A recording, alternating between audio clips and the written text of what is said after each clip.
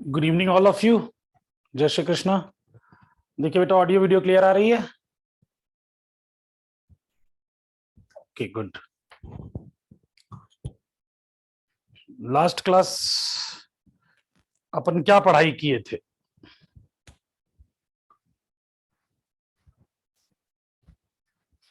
Last अभी शायद transistor चल रहा था अपना। लास्ट अपना चल रहा था ट्रांजिस्टर।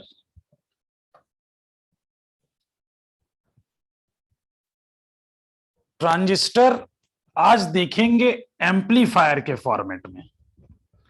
एम्पलीफायर का मतलब क्या होता है अगर हम देखें,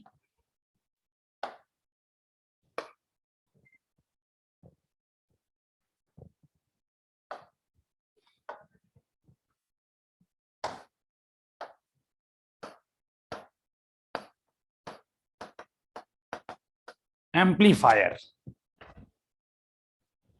क्या करता है भाई? ये एम्पलीफायर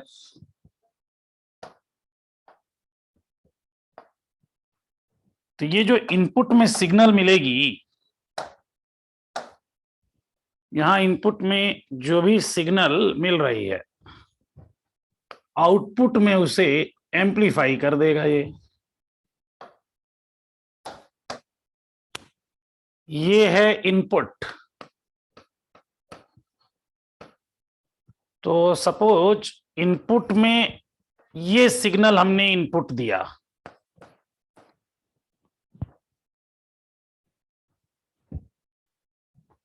और आउटपुट में हमें जो आउटपुट है उसमें हमें कुछ सिग्नल इस तरीके की मिल जाए।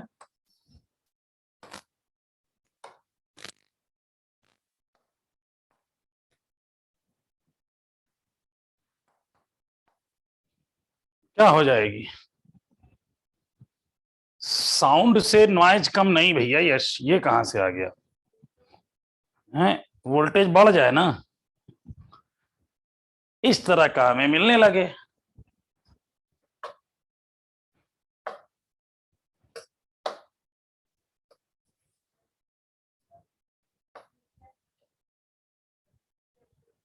इनपुट में ये जा रहा है, आउटपुट में ये मिल रहा है।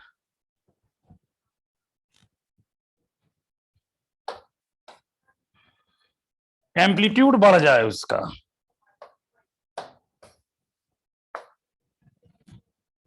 तो इसे हम बोलेंगे एम्पलीफायर। अब ट्रांजिस्टर से हम देखें एम्पलीफाई कैसे कर सकते हैं। देखिए ये रहा, ये सबसे पहले ये देख लिया जाए कि ये कौन सा ट्रांजिस्टर है। कौन सा ट्रांजिस्टर है ये?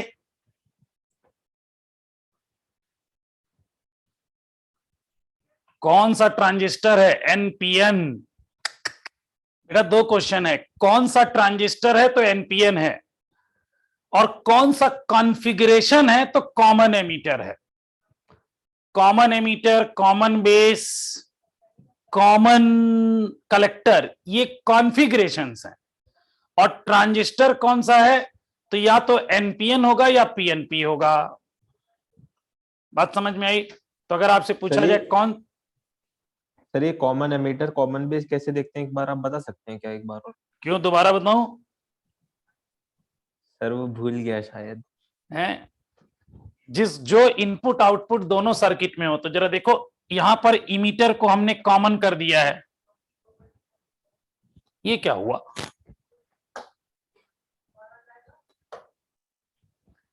जो ये इनपुट आउटपुट दोनों में हो, तो ये देखिए एमीटर के साथ इनपुट भी है और आउटपुट भी एमीटर से आ रहा है।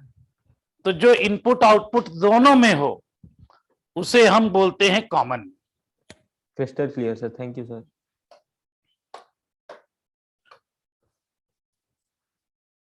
और एनपीएन कैसे पहचाने हैं स्नेहा? इसे एनपीएन कैसे बोला गया स्नेहा? एनपीएन कैसे बोला गया है?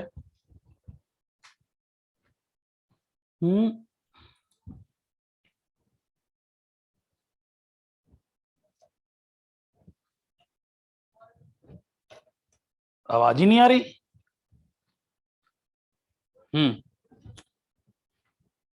स्नेहा, इसे बेटा कैसे माना गया कॉमन?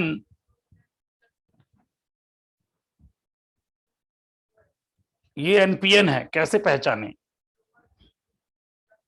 चलिए गौरी आप बताइए। सर एरो से। हाँ, एरो। एरो। तो ये एरो क्या बता रहा है? करंट का फ्लो। करंट का फ्लो। अगर करंट बेस से एमीटर की ओर जाए तो एनपीएन, और एमीटर से बेस की ओर आए तो पीएनपी।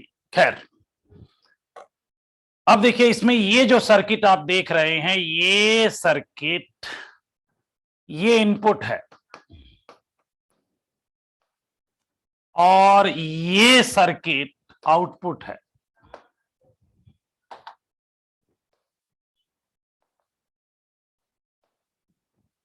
एक इनपुट है, एक आउटपुट है, ऐसा है कॉमन एमीटर। अब जरा यहां एम्पलीफाई वाली घटना देखें तो पार्थ, एम्पलीफाई का मतलब हम लोग नहीं बोले वोल्टेज गेन। Yes sir. हम यस लोग सर। बोल सकते हैं ना कि अपन को चाहिए क्या? We gain. अपन को चाहिए वी गेन, और वी गेन होता है we output upon we input. सही बोल रहा हूं मैं? Yes sir. तो हम इनपुट का वोल्टेज निकालना चाह रहे थे। देखो यहां पे एक एसी सिग्नल दिया गया है, एसी सिग्नल यहां डायरेक्ट लगा दिए हैं। ये केवल सिंबॉलिक है। हमने पहले बात की थी, जब भी एसी सिग्नल लेना या देना हो, किसका यूज करोगे? ट्रांसफार्मर का। ठीक है, तो यहां पे एक सिंबॉलिकली एसी सिग्नल यहां पे इनपुट में दिया गया। तो अगर मैं यहां से चलूं एक पॉइंट ए से और यहां तक आ जाऊं, तो यही इनपुट वोल्टेज होगा या नहीं? बोलिए। Yes sir. तो जरा किरचॉफ का लॉ कौन लगाएगा मेरे साथ?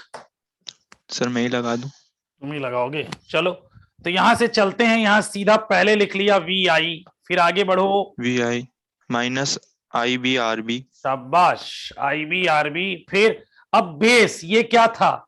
हमें बेस से एमीटर बेस। की ओर उतर जाना है बेटा, ऐसे। Base Yes, sir. प्लस था और एमीटर बेस प्लस। यस। और ये माइनस। Yes sir. क्योंकि Yes, पहला sir. वाला ये पी एन पी है, तो पी को पॉजिटिव, एन को निगेटिव। निगेटिव मतलब कम। तो वोल्टेज बढ़ रहा है, Yes, sir. घट रहा है? सर बड़े से बेस छोटे से की तरफ एमीटर की घट ओर आ रहा रहे है। हैं तो वोल्टेज कम हो रहा है। घट रहा है, घट रहा है। तो यस सर। माइनस अपन लिख सकते हैं V B E. Yes sir. V B. और जरा यहां आ जाओ, ये क्या है अर्थिंग का बोले तो? Sir zero. सब लोग एग्री Yes, करते हैं भैया? ये इक्वेशन पार्थ ने लिखवाई है कि, अरे पार्थ ने ये इक्वेशन लिखवाई है कि V input minus I B R B minus V B E equal to 0 होगा। ये सब लोग एग्री कर रहे हैं। यशराज, ठीक है लग रहा है भाई? यशराज एग्री हैं। Yash Jain? Yes sir. Akshat agree या disagree? Sir agree. Agree. Chetali? Rishi भी एग्री, अभिनव भी एग्री हैं कि ठीक लग रहा है। हाँ स्नेहा, आपको बेटा कहां पे निगेटिव पॉजिटिव की दिक्कत आई है बेटा? बिंदास बोलिए स्नेहा, थोड़ा जल्दी बेटा। बट दीक्षा भी एग्री हैं, गार्गी का पता नहीं। हाँ स्नेहा,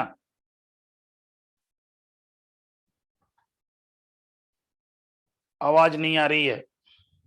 तुम लोग पहले माइक वाइक सेट नहीं कर लेते हो? अरे 5 मिनट मिल के कर लिया करो भाई पहले माइक वाइक सेट। अब मुझे पता ही नहीं लग रहा मुझे डाउट बताना क्या है। नहीं बेटा, हम गए ही नहीं वहां तक।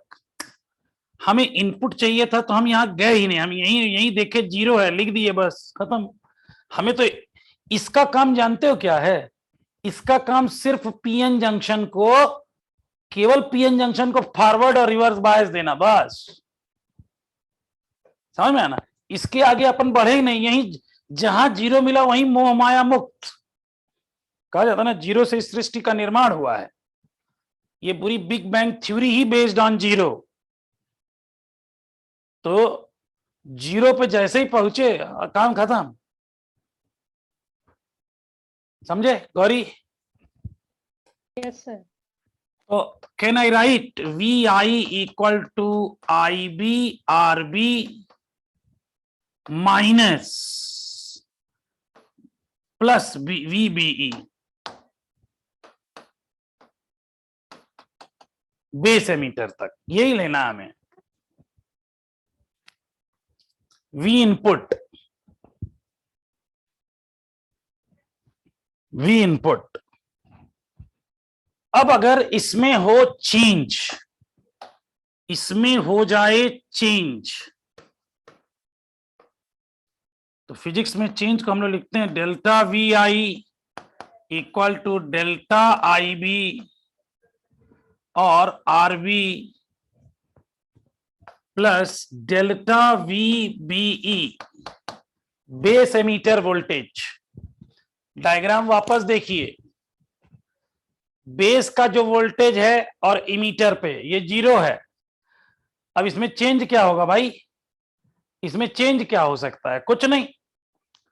ये वी बी को देखो ना, इसकी वैल्यू तो होगी बट इसका चेंज हो सकता है क्या?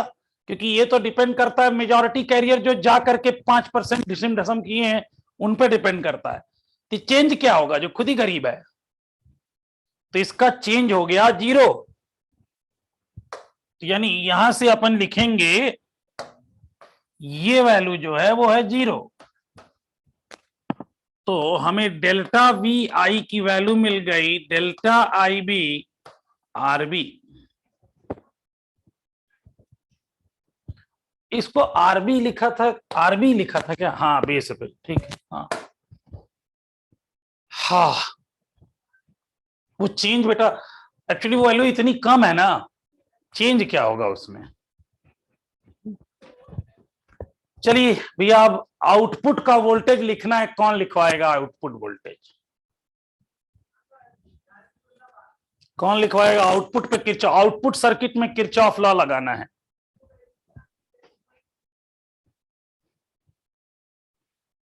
चलो यशराज, ये बेटा यहां से यहीं तक चलो बस, क्योंकि यही तो आउटपुट है। देखो यही तो आउटपुट है, इन्होंने डायग्राम में बता ही दिया, यही आउटपुट है। हाँ हेलो हाँ बोलो। सर, वही सर वी आउटपुट, मेरी स्क्रीन गायब हो गई, just a minute.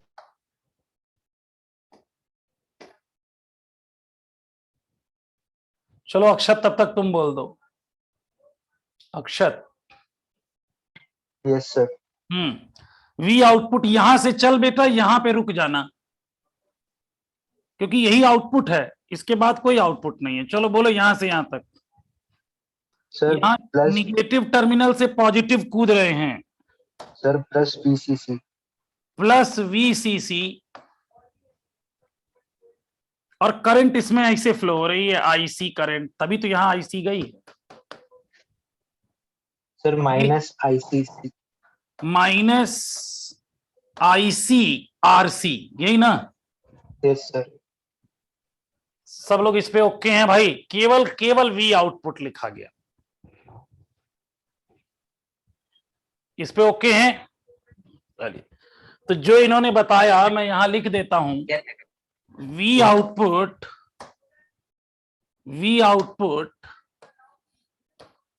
Equal to VCC minus ICRC.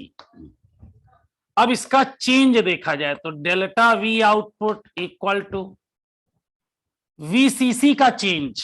VCC एक बैटरी है, करंट फ्लो होने से क्या बदलेगी क्या भाई? वीसीसी का चेंज डेल्टा वीसीसी, यहां लिखे delta VCC minus delta ICRC. तो यहां पर डेल्टा वीसीसी जीरो होगा बैटरी का चेंज 0, तो delta V output equal to minus delta ICRC। अब हमें अगर हम एम्प्लीफिकेशन देखें, अब अगर अपन एम्प्लीफिकेशन देखें, एम्प्लीफिकेशन यानी वी गेन, भाई change in V output upon change in V input. तो चेंज इन वी आउटपुट आपने निकाला था माइनस ICRC अपॉन ये डेल्टा था, डेल्टा IBRB, ये माइनस ऐसे कर लो, delta IC upon delta IB, और ये है RC अपॉन RB, ये है वी गेन। वी गेन को AV से भी लिखते हैं। ये क्या है? IC अपॉन IB क्या होता है? IC अपॉन IB क्या होता है? Current gain. और ये करंट गेन को यहां से, यही करंट गेन है।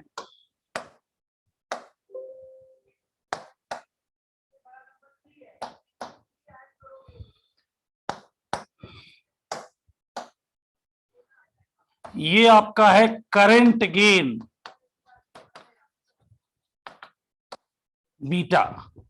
तो यानी आपको मिला वी गेन या AV equal to minus beta time of RC upon RB। RC ही आउटपुट रेजिस्टेंस है, तो AB equal to minus beta R out upon R in. Beta की वैल्यू हमेशा 1 से ज्यादा होती है, और आउटपुट को हम इनपुट से बड़ा रखे हैं, तो हमें वोल्टेज क्या मिलेगा? एम्पलीफाई मिलेगा। लेकिन निगेटिव साइन यहां दिख रहा होगा, एक निगेटिव साइन इंडिकेट कर रहा है कि अगर इनपुट में आपने ये सिग्नल दिया तो आउटपुट में एम्पलीफाई तो जरूर मिलेगा,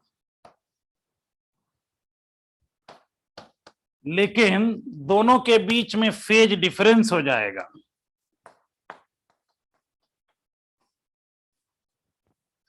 कितने का? पाई का।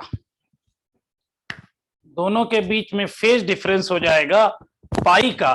और आप देख लो, इनपुट सिग्नल दिए थे कुछ ऐसा, आउटपुट एम्पलीफाइड मिला है, लेकिन फेज डिफरेंस मिला है डेल्टा फाई। कितना? पाई। किसी को कुछ पूछना हो तो प्लीज पूछिए।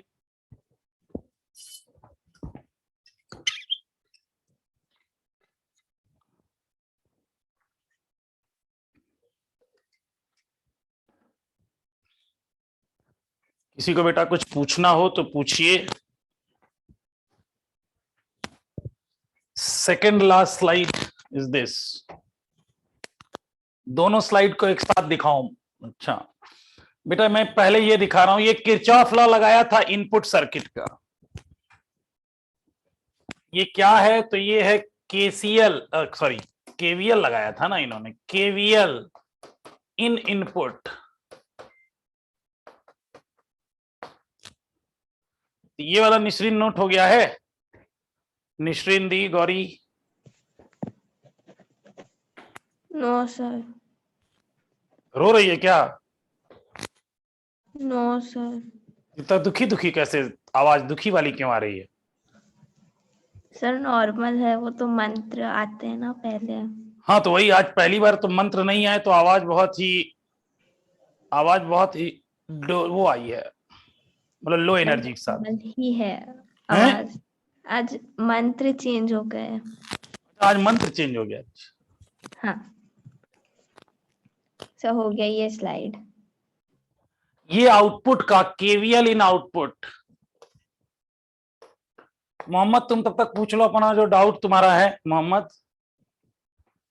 इसमें VBB का क्या काम है? अच्छा यही वाला पूछना चाह रहा है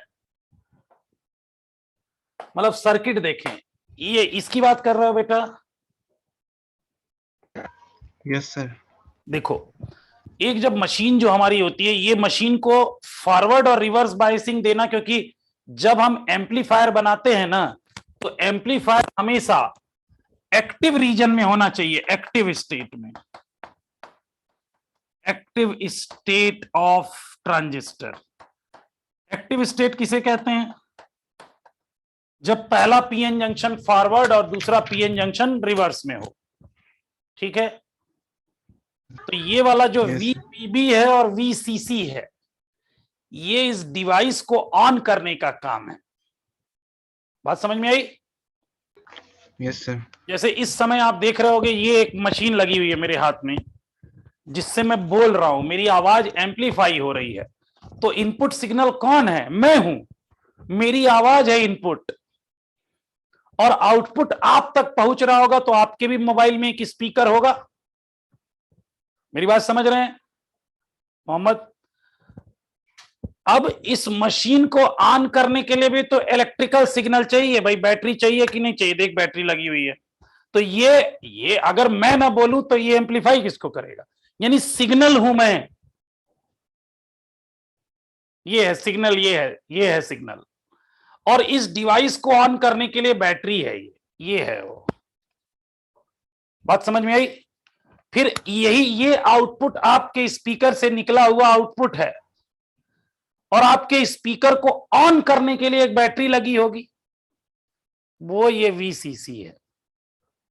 समझ में आई बात Mohammed? Sir. Hmm. Yes sir.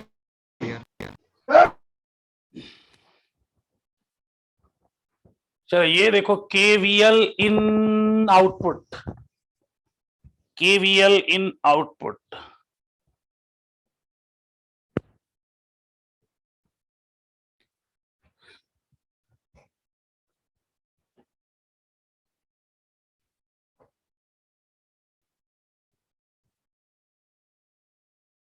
कौन सर्किट में नहीं जुड़ता है?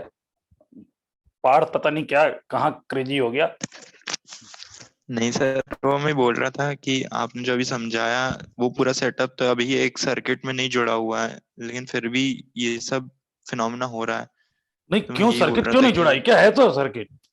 नहीं सर, आपका जो माइक है और वो मेरा जो फोन है वो तो सर्किट में नहीं है ना। नहीं तो इसके बीच में तो मतलब ईएम वेव है ना। यस सर, जो वही बोल लास्ट रहा चैप्टर था। हमारा ईएम वेव था, उसमें Yes. रेडियो सिग्नल्स हैं।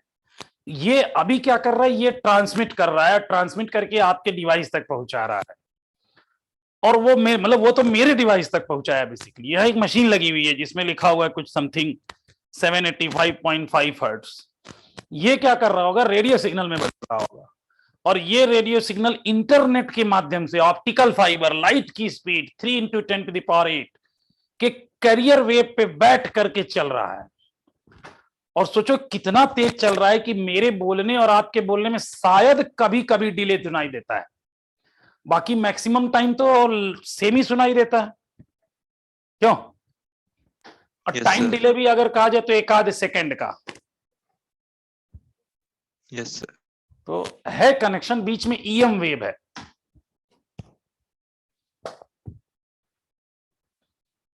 ये भैया सेकेंड लास्ट पेज गौरी। अरे ये कम्युनिकेशन एक चैप्टर पहले जो अभी आपका ईएम वेव नाम हो गया ना चैप्टर का, इसका नाम कम्युनिकेशन था पहले चैप्टर का नाम। तो ये जो कम्युनिकेशन नाम का चैप्टर था, इसमें एंटीना वगैरह सब पढ़ाया जाता था। इसमें एंटीना की कैसे सिग्नल, रेडियो सिग्नल पे, जैसे मेरी जो वॉइस है उसको रेडियो सिग्नल पे बैठाया जा रहा है, that phenomena is called modulation. इसी को अपन बोलते हैं मॉड्यूलेशन, मॉड्यूलेट करना, है ना। तो आप सुने मतलब मॉड्यूलेट किया गया, फिर उसको डीमॉड्यूलेट करना, डीमॉड्यूलेशन। तो आप नाम सुने होंगे एफएम और एएम। नहीं, modern is something different Gauri. FM और एएम, है ना। एम्पलीट्यूड हाँ वही है, फ्रीक्वेंसी मॉड्यूलेशन बोलते हैं। एफएम मतलब फ्रीक्वेंसी मॉड्यूलेशन, तो एफएम सिग्नल में फ्रीक्वेंसी को मॉड्यूलेट किया जाता है, और एएम सिग्नल जो एम्पलीट्यूड वाला एएम देखते होगे उसमें एम्पलीट्यूड को मॉड्यूलेट किया जाता है। लेकिन अब हम लोग फ्रीक्वेंसी वाला जैसे ही जान गए हैं ना, फ्रीक्वेंसी वाला, तो फ्रीक्वेंसी वाला काफी बेहतरीन है। देखो पहले रेडियो कितना डिस्टर्ब होता था, अब उतना डिस्टरबेंस होता है? पहले की रेडियो अगर आपके पास हो, है ना, बाबा जी का या पिताजी का, उनके रेडियो सिग्नल सुनो, मतलब पता चला हवा चलती थी तो गड़बड़ हो जाते थे। और अब आप एफएम सुनते सुनते यू कैन रन। अब पहले पता चलता थोड़ी हवा चली वो गुड़गुड़ आवाज आने लगती थी। तो टेक्नोलॉजी बहुत अपग्रेड हुई है। फिर भी अभी सोचो वो अपग्रेडेशन कितना अच्छा होता जब होलोग्राम टेक्नोलॉजी अपने पीक पे होगी, है ना, कि आप जिससे बात कर रहे हो वो आपके बगल में बैठा हो। होलोग्राम टेक्नोलॉजी ये है, कितना अच्छा रहेगा। मतलब मुझे मोहम्मद ने फोन किया, और सर कैसे हो, बगल में बैठ के हम लोग आमने सामने बात कर रहे हैं, पड़ोस में, मतलब देख भी सकते हैं हम। अभी वीडियो सिग्नल के थ्रू देखते हैं, फिर 3D डायग्राम देखेंगे। नहीं, वर्चुअल रियलिटी तब वही रियलिटी होगा। वर्चुअल रियलिटी क्या, जो जहां है उसी को रियलिटी मानो। अब जैसे तुम लोग पूरे साल भर क्लास ऑनलाइन पढ़ गए तो तुम लोग इसी को रियलिटी मान रहे होगे, है ना, तुम्हारे लिए यही क्लास रियल क्लास है। तो जो हमें मिलता है वही रियलिटी है, जो नहीं मिला उसके बारे में क्या सोचना। Virtual reality.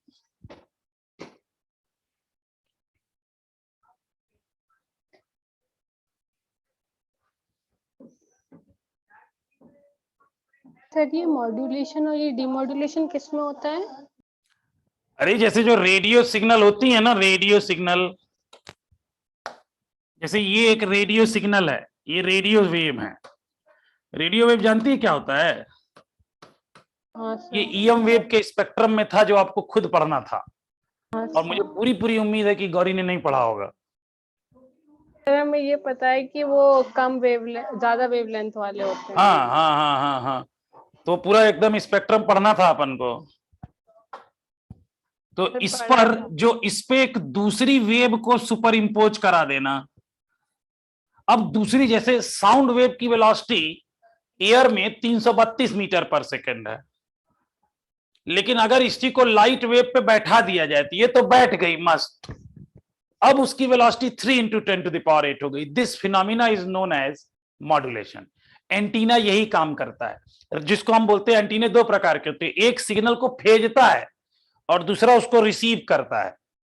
तो जो ट्रांसमीटर एंटीना होता है वो ये काम करता है, मॉड्यूलेशन। फिर जो आपके घर पे एंटीना लगा होता है वो क्या करता है, डीमॉड्यूलेशन, कि उसमें से जो सिग्नल रेडियो वेव है भगा दे, काम की वेव को आपके टीवी पे चला दे, टीवी पे, मोबाइल पे, लैपटॉप पे ऑन कर दे। समझी? तो ये मॉड्यूलेशन और डीमॉड्यूलेशन का काम है। मॉड्यूलेशन मतलब बाइक पे बैठ जाना, और डीमॉड्यूलेशन मतलब बाइक से कूद जाना। समझी Gauri? Yes sir, thank you. सोचो तुम्हारी वेलोसिटी कितनी है, कितना तेज दौड़ लेती है तू? 5 क्या 5 मीटर? 5000 मीटर पर नहीं सेकंड किया कभी है? सर, कैलकुलेट नहीं किया, लेकिन मीटर ही हो गई। हाय राम, मतलब इतने बड़े हो गए आज तक तूने अपनी स्पीड नहीं कैलकुलेट की कि हम कितनी औकात से दौड़ सकते हैं। अरे मतलब ऐसे कितने लोगों ने किया भैया? अपनी अपनी जरा मैक्सिमम औकात की स्पीड बताना। देखो अक्षत कह रहे सर हम 7 किलोमीटर प्रति घंटे की दौड़ लगा सकते हैं, और मोहम्मद यश जैन तो पागल हो चुका है, 96 किलोमीटर प्रति घंटा चलेगा, मतलब 1 घंटे में 96 किलोमीटर चला जाएगा। यश जैन पहुंचाना है भाई। पार्थ कह रहा है 10 किलोमीटर पर आवर, 1 घंटे में 10 किलोमीटर, इशित 18 किलोमीटर। मतलब गौरी ये भी कैलकुलेट नहीं की है। निसरीन तेरा वेलोसिटी कितना है बेटा? निसरीन 1000 किलोमीटर पर आवर। बेटा नींद में नहीं बोल रहा हूं मैं, ये सपने वाला वेलोसिटी बता रही है पागल, ये सपने वाला बता रही है। 1000 किलोमीटर में परियों तरह उड़ रही हूं, ऐसे ऐसा नहीं। अरे हाँ, 1000 किलोमीटर पर आवर। सपने में तो हम लोग स्पीड ऑफ लाइट से चले जाए, उससे भी तेज। तो लोग नॉर्मली मान के चले 10 से 15 किलोमीटर पर आवर है ना। अब हमारी स्पीड तो इतनी है, लेकिन अगर हम बाइक पे बैठे, कार पे बैठे, ट्रेन पे बैठे, बुलेट ट्रेन पे बैठे, प्लेन पे बैठे, तो हमारी वेलोसिटी बदल जाती है। तो हम है एक्चुअल सिग्नल, हम है डेटा, हमें एक जगह से दूसरे जगह ट्रांसपोर्ट कराना, that is known as communication. समझ में आई बात गौरी दीदी? Yes sir. कल दौड़ के मुझे बताना अपनी स्पीड कितनी है। Okay sir.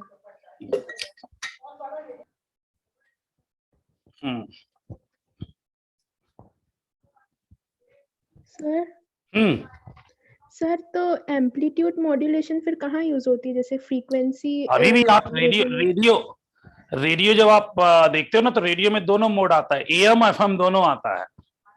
Ji. Am FM कई लोग आज भी एम्पलीट्यूड मॉड्यूलेशन यूज करते हैं, और तो पुराने जमाने वाले क्यों? क्योंकि एएम मॉड्यूलेशन की भी कुछ अपनी खासियत है, वो कम्युनिकेशन पढ़ाया जाता तो बताते।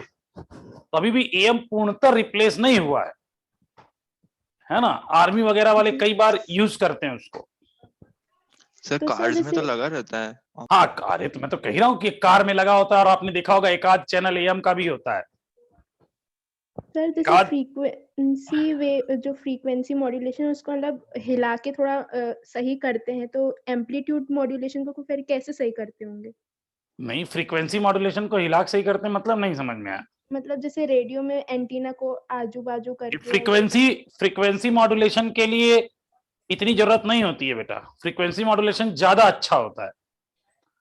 एम्पलीट्यूड मॉड्यूलेशन वाला जो होता था उसके एंटीना लगते थे, और वो अगर एंटीना की पोजीशन बदलती थी तो बदल जाते थे। जी सर। फ्रीक्वेंसी वाले नहीं।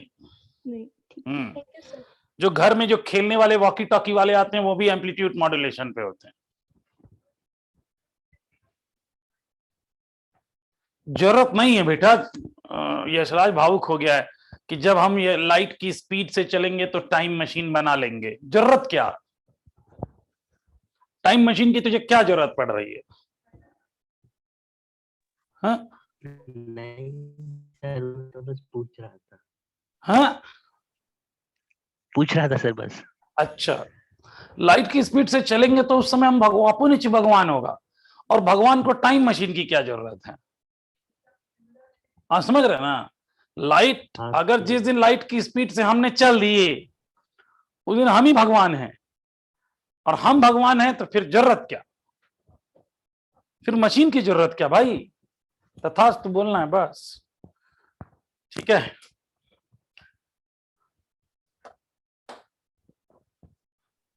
सर अगर लिटरली फ्यूचर में टाइम मशीन बनती तो अभी तक कोई ना कोई आ जाता ना। हो सकता था। एक्चुअली आइंस्टीन की थ्योरी ये कहती है कि लाइट मतलब अगर टाइम मशीन बन भी जाए तो हम फ्यूचर में जा पाएंगे, पास्ट में नहीं। ऐसा आइंस्टाइन पास्ट में थ्योरी नहीं। कहती है। पास्ट में नहीं। ऐसा थ्योरी कहती है कि पास्ट में नहीं जा सकते हम, क्योंकि पास्ट में जाने पर डिस्टर्बेंस, और अब मान लो जहां चले गए फ्यूचर में तो वहां से आ नहीं पाओगे वापस। मेरी बात समझ में आई? हाँ सर सही अगर भाई टाइम मशीन नहीं वन वे, सर। इसीलिए हो सकता है कंसेप्ट बनने के बाद भी कोई न जा रहा हो, और या जो पागल हो वो सर- चले भी गए। अब जैसे पार्थ को अगर टाइम मशीन मिल जाए और उसे कह दिया जाए कि वन वे कम्युनिकेशन ही है बेटा, जा सकते हो, नहीं, तो ये चला जाएगा। चलो जाने दो, जितना जीना था इस पार मतलब प्रेजेंट में जी लिया, फ्यूचर में रहेंगे, अच्छा बुरा सर, जो होगा वो देखेंगे। हाँ, सर अगर वन वे कम्युनिकेशन ही था और वो फ्यूचर में जाएंगे तो फिर सर किसी और की टाइम मशीन से वापस भी आऊंगा तो मैं अपने पास्ट में थोड़ी ना लौटूंगा। तो मैं कह रहा हूँ भाई, तो कह रहा तू गया अपने से कहा, अपने पास में तो कभी नहीं आना, वन वे गए आए नहीं Yes, है। मुझे भी जाना है फ्यूचर परमानेंटली। अच्छा, सब तैयार हो गए भाई। हाँ, मतलब ये एक्चुअली जानते हैं, इंडिया वालों को ये खुलक होती है कि हम हमेशा क्रांति में विश्वास करते हैं। हमसे कुछ क्रांति करा लो, है ना, हम मतलब क्रांति कर देंगे कि ये हम सोचेंगे नहीं, हम क्रांति कर लेंगे। चलिए जरा देखिए जरा, ये है ट्रांजिस्टर एज एन एम्पलीफायर। अब ये इंटीग्रेटेड सर्किट के बाद हम लोग आते हैं इसमें, जो इंटीग्रेटेड सर्किट है ना, एक मिनट यहां पे, हाँ ये शायद कल हम लोगों ने ये वाला चार्ट पढ़ा था, common base, common ammeter, common collector, पढ़ा था ना ये वाला। और इन सबके अपने अपने गेन हैं। इसका गेन, करंट गेन इसका अल्फा है कॉमन बेस का, इसका बीटा है, इसका बीटा है, इसका गामा है। इनका आपस में रिलेशन है। अब जरा ध्यान देना, अल्फा और बीटा का ये इंपॉर्टेंट है, कई बार फॉर्मूले के लिए आता है ये। मैं आपको शुरू से बताते आ रहा हूं बेटा, बड़ा इंपॉर्टेंट फार्मूला है, बड़ा इंपॉर्टेंट फार्मूला है, बहुत इंपॉर्टेंट फार्मूला है। ये शुरू से बता रहा हूं, वो इसी दिन रात के लिए बता रहा हूं कि अगर हम ऐसा कर लें कि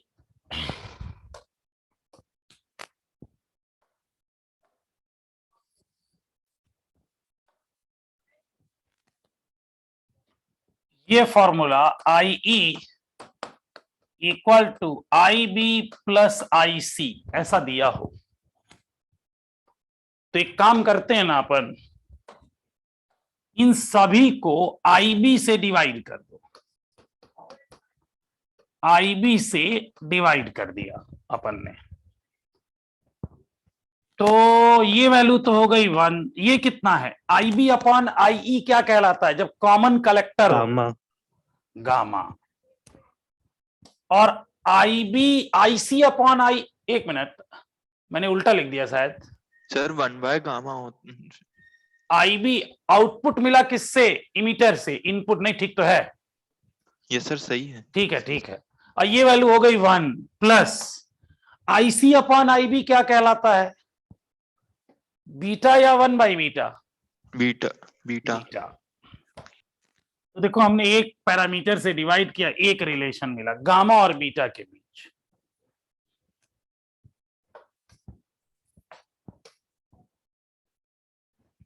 इसी तरह एक काम करते हैं ना, जैसे फिर रिजल्ट ले लेते हैं, I E equal to I B plus I C. अब एक काम करो, सबको आई सी से डिवाइड कर दो।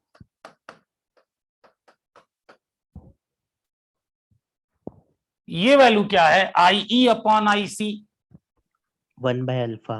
1/अल्फा। और ये हो गया आपका 1/बीटा प्लस 1। ये दूसरा रिलेशन। तो आपको देखो करना कुछ नहीं है, केवल ये मेन रिजल्ट याद रखो और किसको गायब करना है बस ये देख लो, एक एक रिजल्ट आ जाएगा। ये यहां दिया हुआ है, रिलेशन बिटवीन अल्फा बीटा, आप देखिए यहां दिया हुआ है, relation between beta and gamma, relation between gamma and alpha. जब ये तीनों रिजल्ट को अपनी कॉपी में लिखिए, तीनों रिजल्ट को अपनी कॉपी में लिखिए।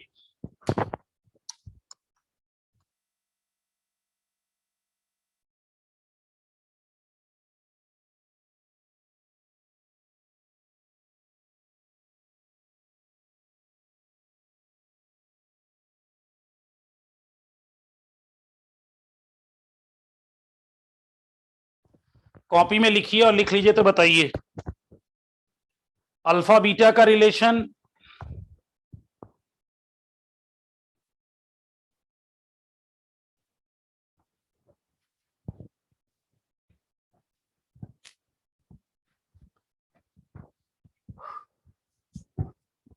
डन, यशराज का डन, बाकी जनता,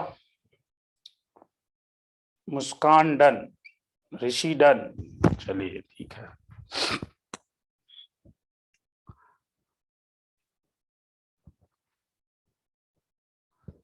देखिए आगे आने वाले समय में हम लोग पढ़ने वाले हैं इंटीग्रेटेड सर्किट।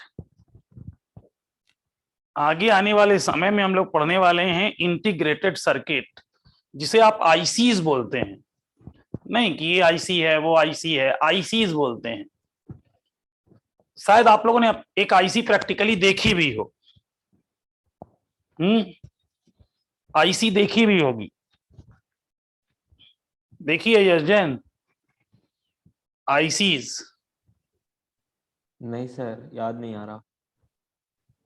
अरे कहीं तुम लोगों ने कोई सर्किट इलेक्ट्रॉनिक डायग्राम खुला हो तो कहीं ऐसा नहीं देखा है? ऐसे किस तरीके का होता है?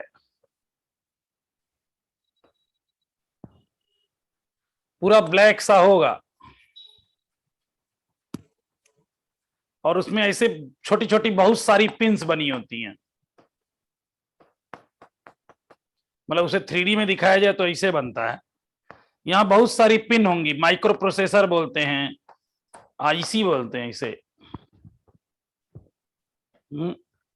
छोटी जैसे होगी, इसमें ऐसे बहुत सारे पिन लगे होते हैं, उसमें से ले जाके लगा देते हैं मदरबोर्ड पर कंप्यूटर के। तो यस जैन आज खोल के देख, आज सर। कंप्यूटर खोल करके केवल सीपीयू खोलोगे ना तभी दिख जाएगी तुम्हें। मदरबोर्ड पे बहुत सारी ऐसी लगी होंगी, और जो इसका, हाँ सीपीयू में भी है, रेडियो में भी होगा, कहीं भी होता है, छोटे से आईसी लगी होगी, कोई वीडियो गेम होगा उसमें भी होगा, हैं? नहीं तो मैंने बस देखने के लिए बोला है। हाँ रिमोट भी, अगर कोई पुराना रिमोट हो तो उसे खोल के देखो, तो पीछे ऐसे घुमाओगे तो बहुत सारे ऐसे लगे होंगे। अरे कोई पुराने खिलौने, इलेक्ट्रॉनिक खिलौने उठा के देख लो। नहीं ग्रीन कलर नहीं, नॉर्मली ब्लैक कलर का ही होता है, ब्लैक ब्लू।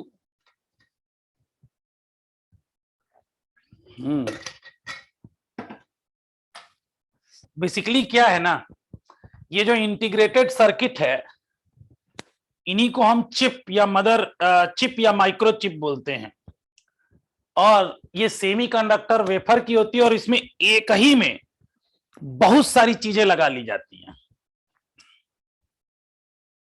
है ना? ऐसी कैसी चीज है, हर जगह पाई जाती है, हर जगह मतलब जितनी भी इलेक्ट्रॉनिक डिवाइसेस होंगी वो पाई जाएंगी। अब क्या होता है, जैसे एक आईसी अगर लगा दी गई ना, एक आईसी, तो उसके पास बहुत सारे काम होते हैं, मल्टीपल टास्क, एम्पलीफाई भी कर लो तुम्हें, मतलब अगर एसी को डीसी में बदलना है वो भी करना है, यानी उसमें एक डायोड वॉल्व और एक ट्रांजिस्टर दोनों लग गया, है ना? फिर उसको फिल्टर भी करना है तो एक ऑसिलेटर भी लग गया। तो ये सब कुछ मिला करके एक जगह रखना ही हमें कहलाता है इंटीग्रेटेड सर्किट। समझ में आया? इसी को अपन बोलते हैं इंटीग्रेटेड सर्किट, एक जगह में। तो जरा एक बार पढ़े दो तो ये क्या लिखा है। दीक्षा, जरा बेटा पढ़ना क्या लिखा है ये इंटीग्रेटेड सर्किट में। Yes, sir. An integrated circuit, ICs, sometimes called a microchip or a chip, is semiconductor wafer on which thousands or millions of tiny resistors, capacitors, and transistors are fabricated. An IC can be function as an amplifier, oscillator, timer, counter, computer memory, or microprocessor. ICs can be made very compact, having up to several billion transistors and other electronic components in an area the size of a fingernail. The most commonly used technology is the monolithic integrated circuit. The word monolithic is combination of two Greek words. Monos means single and lithos means stone. This in fact means that the entire circuit is formed on a single silicon chip, crystal or chip. The chip dimensions are small, 1 millimeter into 1 millimeter, or it could even be smaller. Depending upon the level of integration, that is, the number of circuit components or logic gates, the ICs are termed as small integration SSI, logic gate less than 10, medium scale integration MSI, logic gate less than 100, एक minute बेटा, एक minute रुको। ये जो logic gate है ना, अभी ये देखो लॉजिक गेट का नाम आया ना, पूरी सर्किट यस या नो पे काम करती है। जैसे अभी हम देखेंगे यस या नो, और इसकी मैथ्स अलग है, उस मैथ्स को बुलियन अलजेब्रा बोलते हैं। और कंप्यूटर में बस यही चीज होता है, ये काम करना है या नहीं करना है, और उसका सर्टेन लॉजिक।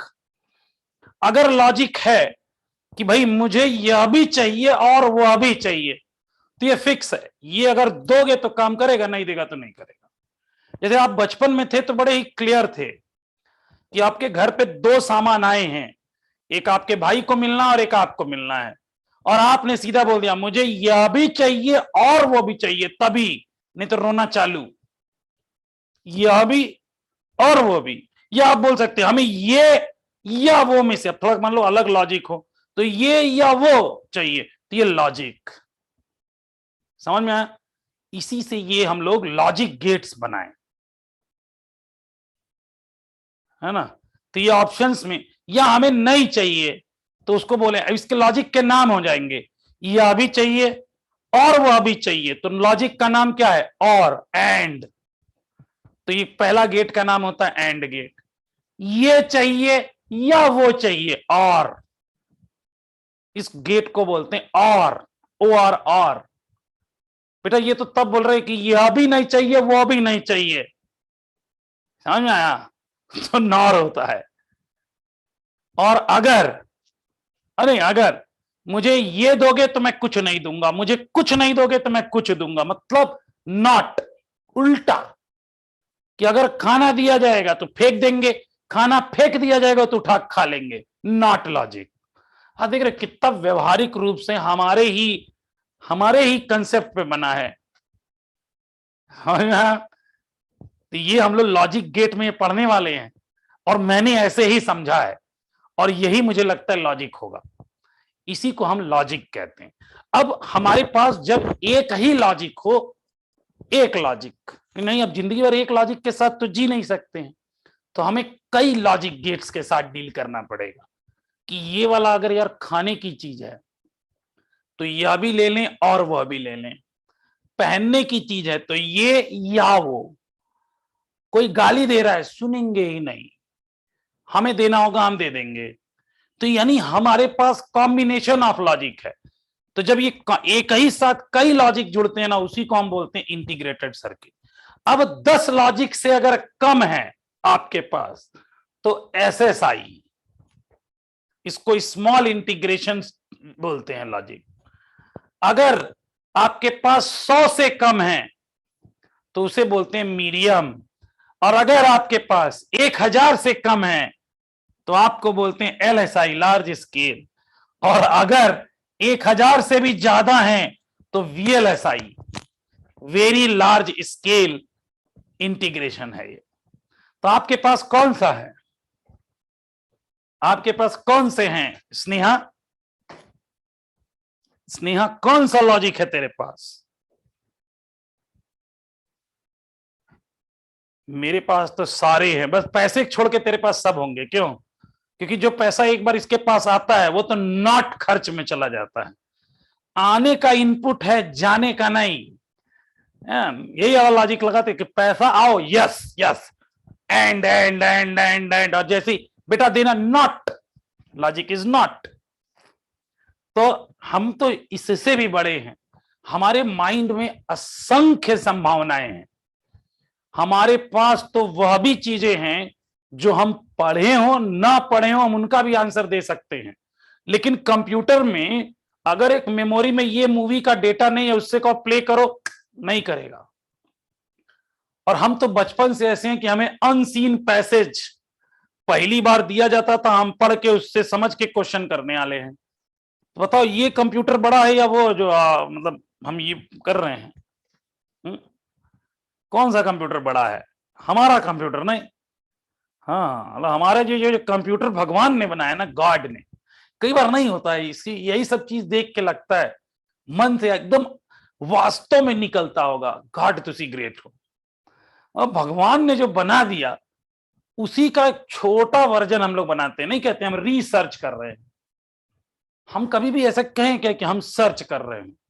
ऑलरेडी जो है उसी को तो हम ले आ रहे हैं, ऑलरेडी जो चीजें हैं वही हम ले आ रहे हैं, that means we are researching it already. तो तुम लोग को तो, हाँ, तो गॉड ने जो बना के दिया है या नेचर ने जो बना के दिया है उसमें तो बहुते सारे वी लग सकते हैं, VLSI, है ना। तो ये वाला हम लोग पढ़ेंगे, VLSI। और जरा इसमें एक लाइन और लास्ट वाला पढ़ देना तो बेटा दीक्षा, तो पढ़ रही थी मैंने, सॉरी रोका, ये वाली last. Yes, sir. The technology of fabrication is very involved, but large scale industrial production has made them very inexpensive.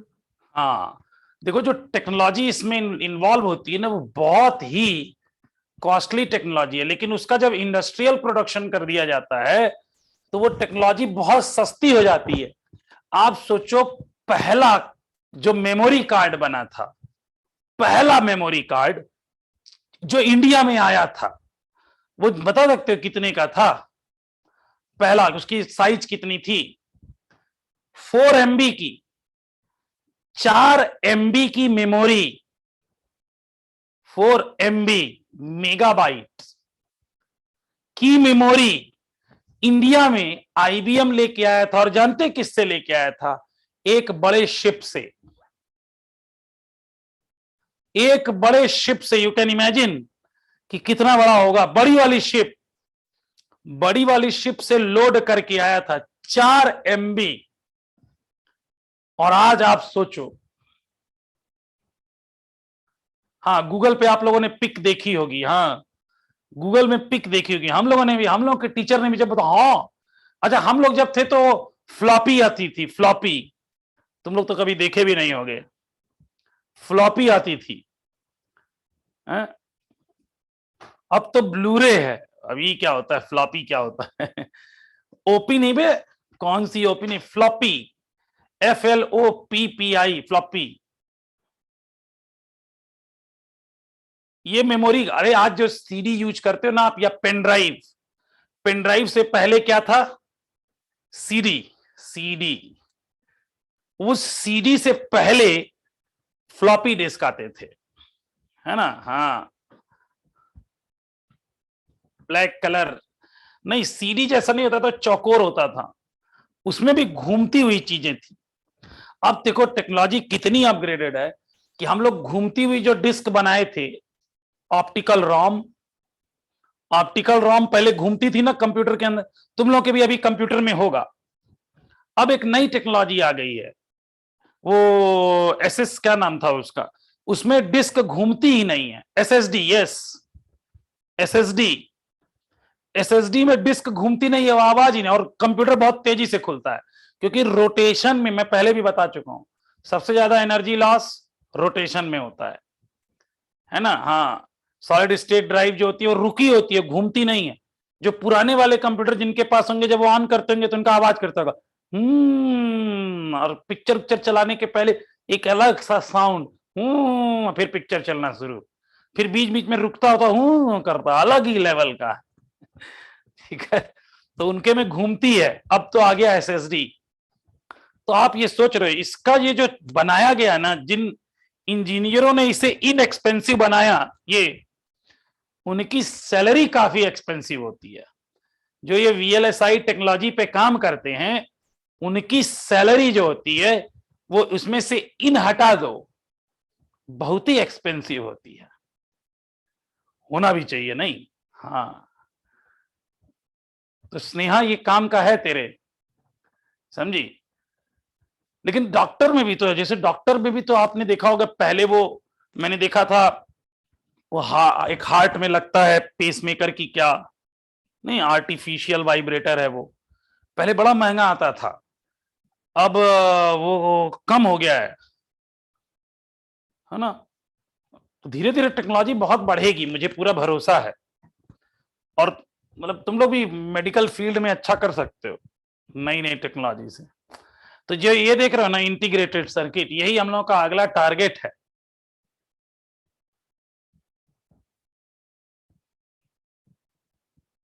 ये देखो, ये बहुत सारी, ये वाला जरा थ्योरी वाले पढ़ लेना तो भैया।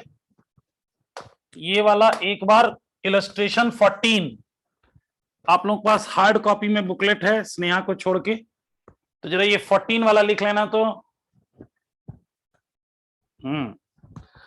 स्नेहा करिए, I am born to save lives, so I will be doctor. मैं भी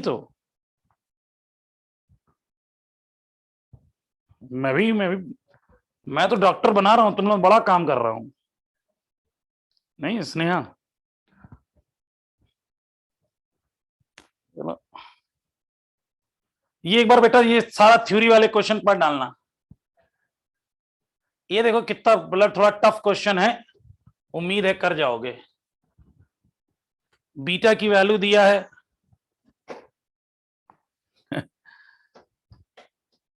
15 नंबर देखो 15,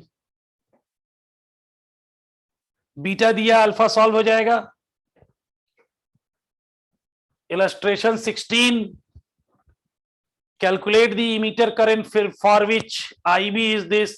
तो बीटा इक्वल टू होता क्या है, बीटा इक्वल टू होता है delta IC upon delta IB. अब इन्होंने आईबी लिया मतलब उस पर्टिकुलर टाइम का, तो यहां से बीटा रखेंगे 100 और ये आप रखोगे डेल्टा आईसी नहीं पता, आईसी आईबी पता है 20 और माइक्रो एम्पियर है, ठीक है। तो यहां से अगर आईसी की बात कर दें तो ये हो जाएगा 2000 माइक्रो एम्पियर।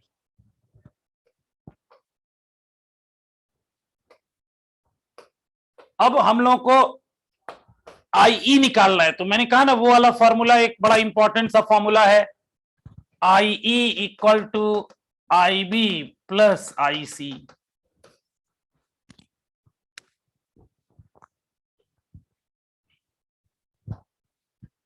ये क्वेश्चन ऐसे ही हैं। अब थोड़ा सा कभी कभी कुछ क्वेश्चन जैसे ये देखो, किरचॉफ लॉ लगाना पड़ सकता है इसमें 20 नंबर, लेकिन ये मैं बता दूं आपको इसमें बहुत ज्यादा इनपुट देने की जरूरत नहीं है। 2-1-4 क्वेश्चन आनंद जब तक आएगा तब तक कीजिएगा, वरना बहुत इसमें नहीं है। बाकी चैप्टर्स करने के बाद लास्ट में कर लेंगे। चलो इसमें से एक कोई क्वेश्चन उठाते हैं। एक क्वेश्चन नंबर 3, क्वेश्चन नंबर 3 कौन पढ़ेगा भाई, कौन पढ़ेगा? चलिए निशरीन पढ़ेंगी। In NPN transistor circuit, the collector current is 10 milliampere. If 95% of the electrons emitted reach the collector, what is the base current? चलिए सभी लोग जुट जाइए और बताइए क्या करना है। ये जानते हो ये है 95%। अच्छा कलेक्टर करंट क्या है, ये आपका है collector current is 10 milli ampere और 95%, तो आपको IC equal to 95 divided by 100 IE होगा, यही ना। 95% इलेक्ट्रॉन पहुंचे हैं, तो आपको बेटा IE मिल गया और IC मिल गया, तो क्या बेस करंट मिल जाएगी निशरीन? मिल जाएगी बेटा? Yes, sir. बताइए कितना आ रही है?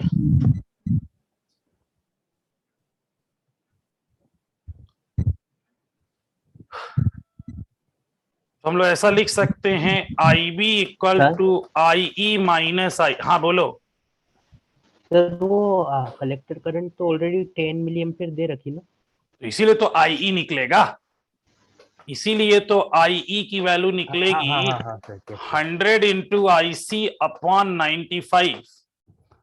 तो मैं यहां रखूंगा भी वही वैल्यू 100 अपॉन 95 माइनस 1 IC। अब रख सकता हूं IB, देखो तो अब 100 अपॉन, जरा करके बताओ कितना आ रहा है, बाकी तुम जानो।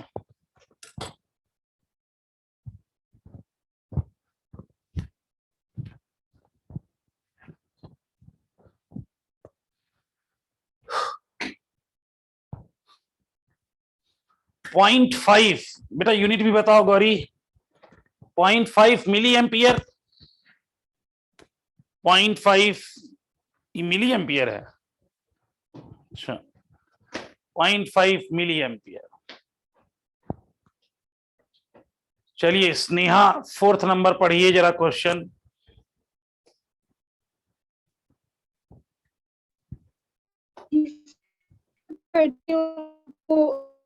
तो बोलना।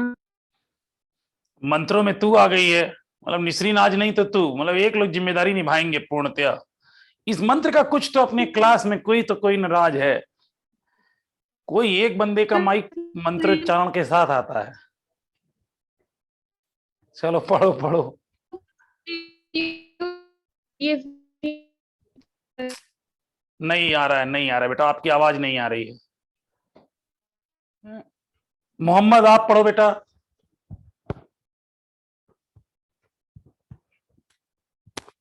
मोहम्मद पढ़ो। NPN अरे यहाँ भी आज क्या बात है मोहम्मद, आप भी NPN ट्रांजिस्टर 10 आज तो अब आज तुम्हारी भी आवाज ऐसी आ रही है, क्या बात है? आज दो मंत्रों का अलग अलग उच्चारण नहीं झेल सकती है क्लास। अक्षत सिंह ठाकुर। Yes, sir. हाँ चलिए। In an NPN transistor, 10 raised to power 10 electrons enter the emitter in 10 raised to power -6 seconds, and 2% electrons recombine with holes in base. Then ठीक। current gain alpha and beta are. ठीक, तो ये एक काम करते हैं, देखो एक या तो हम इनका डेटा ले लें, है ना, और नहीं तो हम अपने डेटा से काम कर लें, क्योंकि हमें आंसर में तो रेशियो निकालना है। Yes, sir. तो अगर मान लो मैं अगर ऐसे मान लेता हूं कि IE की वैल्यू 100 मान लो, तो IB कितना होगा? IB कितना होगा? इसका 2%, इसका 2% मतलब 2. इसका 2% मतलब 2 एम्पियर। ये भी एम्पियर में ही है, मैंने माना है। और इस समय अब IC कितना हो जाएगा? The 98 ampere. अब जरा अल्फा इक्वल टू क्या होता है भाई फॉर्मूला?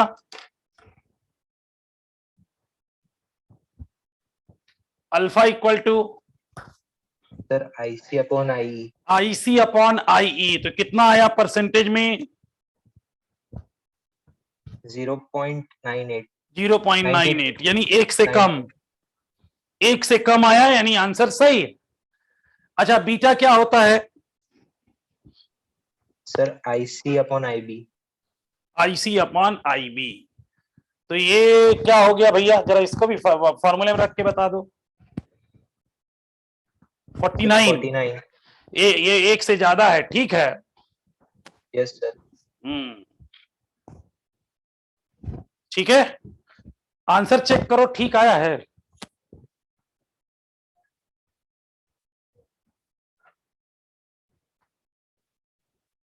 Yes, sir. Correct. नहीं तो मैं एक और दूसरा मेथड भी अपन कर सकते हैं, एक बार दूसरा मेथड भी कर सकते हैं। कैसे? ये क्वेश्चन नंबर 4, क्वेश्चन नंबर 4 कौन सा बिगनर्स बॉक्स है? Sir, 4. बिगनर्स बॉक्स भी 4 है? Yes, sir. अच्छा, तो इसमें बेटा हम लोग जरा जरा देखा जाए कितने इलेक्ट्रॉन है।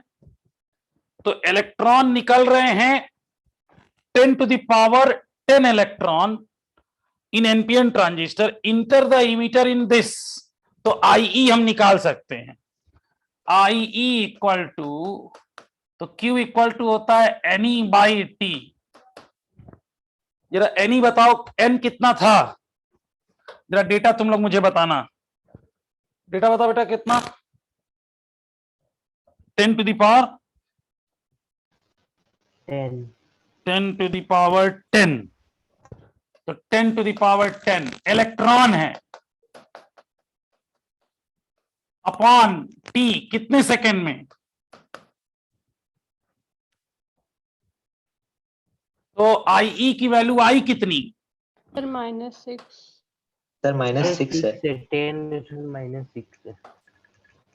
10⁻⁻6 है ये वाला, तो ये हो जाएगा 1.6 इंटू 10⁻⁻3 या 1.6 मिली एम्पियर लिख सकता हूं आई की वैल्यू। Yes sir. आई की वैल्यू आ गई मेरी इसकी। इसका जरा 2% निकालो, इसका 2%, तो आईबी की वैल्यू इसका 2% था, तो 2 divided by 100 into 1.6 milli ampere. जरा प्लीज इसका डेटा जल्दी सॉल्व करके बताओ। 0.032 मिली एम्पियर में ही चाहिए सारा डेटा। अच्छा, और आईसी की वैल्यू, आई माइनस आईबी, तो 1.6 माइनस 0.032, ये इतना मिली एम्पियर। यह भी बता दो जरा माइनस। कैलकुलेटर दीदी, हम लोग कैलकुलेटर दीदी आने से बहुत खुश हैं, तुरंत आंसर दे देती हैं ये। 1.56 मिली एम्पियर। अब बीटा की वैल्यू, बीटा इक्वल टू क्या होता है? पहले अल्फा निकालें। अल्फा का formula Yashraj, alpha equal to बेटा sir beta upon 1 plus beta. Alpha नहीं, अल्फा का आईसी बेसिक फॉर्मूला, अच्छा, IC upon I, upon I. तो आईसी हो गया 1.56 डिवाइडेड बाई आई 1.6। तो जरा ये रेशियो सॉल्व करके कैलकुलेटर दीदी, क्या ये 0.98 आया? अच्छा, अब बीटा की वैल्यू, तो बीटा की वैल्यू होता है आईसी अपॉन आईबी, तो आईसी हो गया 1.56 डिवाइडेड बाई 0.032। जरा ये भी बता दीजिए तो कितना आया वैल्यू? 49। क्या दोनों से एक ही आया कि नहीं, बताइए ना। कौन मेथड अच्छा था, कौन सा मेथड अच्छा था? निसरीन दीदी बताएंगी बेटा कौन सा अच्छा लगा, ये वाला या वो वाला? वो वाला। वो वाला। तो वो वाला तो दिक्कत दुई लाइन में, मतलब हमने 100 मान लिया, एज्यूम करना था, अपन ने 1.6 को 100 मान लिया और 2% दिया था, तो एक धड़ाधड़ आंसर आए। ठीक है भाई, तो दोनों मेथड तुम लोग पास, तो दोनों मेथड रहेगा। ठीक है, दोनों मेथड नोट कर लीजिए। सर हाँ सर हमें कैसे पता चलेगा कि हमें कब अज्यूम करना है कब नहीं, मतलब जैसे ऊपर बेटा, वाला मुझे question में मुझे ऐसा लगा, देख मैं अपनी बात बता देता हूं, अब तुम अपनी बात जानो। मुझे एक रिलेशन मेरे सर बार बार बता रहे थे यार, I equal to I B plus IC होता है। Yes, मैंने ऐसा सोचा। दूसरा अब कह रहा है कि आई बी का परसेंटेज दिया है, तो वो जी। किसके परसेंट में है? वो आई के ही परसेंट में है भाई, 2% ऑफ आई है, हाँ यानी आई और आई बी तो मिल गया हमें एक रिलेशन से, और आईसी एक से मिल जाएगा, IC equal to I minus I B, तो इसलिए मैंने 100 मान लिया। मैं 100 नहीं, मैं एक्स मान के चल सकता हूं। 100 मानने से थोड़ा आसान, परसेंटेज का लेन देन आसान हो जाता है। आसान। ठीक है, ओके अब बाकी जिसको नहीं रूठना है, मनाना है, उसके लिए तो मेथड दूसरा है ही है, निकालेंगे।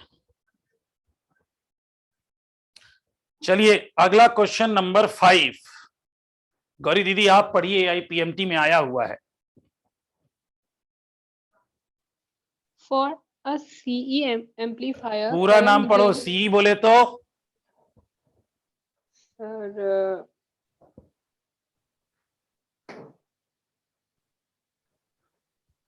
Common ammeter amplifier. हाँ, कॉमन एमीटर, सीबी मतलब कॉमन बेस एम्पलीफायर, सीसी मतलब कॉमन कलेक्टर। common collector. लेकिन अपने पास यूज ही, हमने पढ़ा ही कॉमन एमीटर है, तो सी एम्पलीफायर, कॉमन एमीटर एम्पलीफायर। आगे Current gain is 69. यानी ये If- कुछ और नहीं है, ये बीटा है। If the emitter current is 7 milliampere, then calculate the base current and collector current. हाँ तो भाई आपके ये तो आसानी है। बीटा इक्वल टू होता क्या है? बीटा इक्वल टू होता है IC अपॉन IB। ये तो दोनों नहीं पता है, लेकिन हाँ बीटा अगर पता हो तो हम अल्फा निकाल सकते हैं। फॉर्मूला पता है ना, बीटा अगर पता हो तो अल्फा निकाल सकते हैं। हाँ या ना? गौरी दीदी आप ही से बात कर रहा हूं मैं। Yes, sir. तो बीटा और अल्फा का रिलेशन यूज करके निकाल लो अल्फा, तो आपको एक मिल जाएगा। अल्फा बताओ कितना आ रहा है? यशराज बताएंगे अल्फा कितना आएगा। यहां से रख के सॉल्व करके बताइए जल्दी। यशराज अल्फा कितना आया? और जैसे ही अल्फा आया अपन रख सकते हैं, कॉमन बेस है। Sir, 69/70 आ रहा। अच्छा ये अल्फा 69/70, मोहम्मद बता रहे हैं 0.98। और रख लो इसमें अल्फा आ गया। अल्फा की वैल्यू 0.98 बता रहे हैं। 0.98 equal to IC upon IE। IE दिया हुआ, IC निकल गया, और IC की वैल्यू यहां रख देंगे, IB निकल आएगा। तो आप, मैं देख रहा हूं ये सारे क्वेश्चन किस पे बेस्ड हैं? वही पहले और इंपॉर्टेंट फॉर्मूले पे। ठीक है, तो इसके क्वेश्चंस ट्राई कर लेना भाई एक बार। ये सारा बिगनर्स बॉक्स एक बार ये भी देखिएगा, किरचॉफ लॉ लगाना है जैसे अभी आप लोगों ने लगा के बताया, एक बार ट्राई कीजिएगा। ठीक है, अपन इसको डाउट में करेंगे। अगली वाला जो क्लास लेने वाला हूं मैं, कल की क्लास लॉजिक गेट्स।